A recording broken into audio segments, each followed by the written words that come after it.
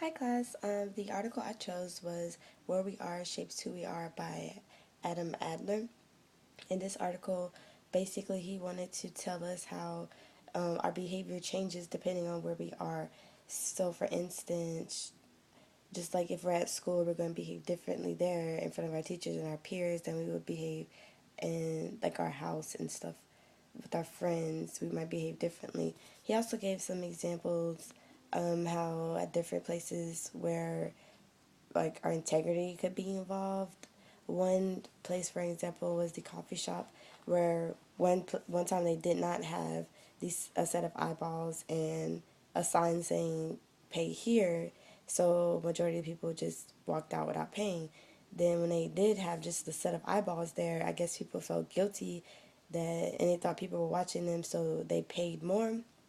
Also, they had another experiment about littering, and it was a group of people coming out of a building, and in instance, it was a whole bunch of litter on the garbage on the ground, and the experimenters had placed flyers in everyone's window. Well, the one where there was a whole bunch of litter on the ground, people just took their flyers off their car and threw it on the ground and littered as well.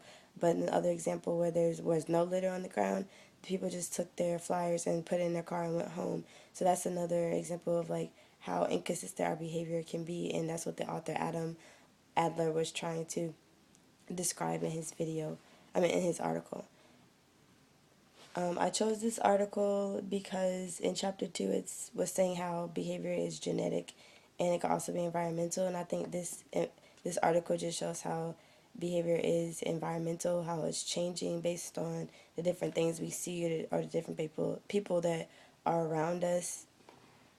And another question that we had, if I would further research this topic, I guess I would just go to um, the APA website and look up experiments and articles just dealing with behavior, and I could probably, well, definitely, I'll be able to find out something about that.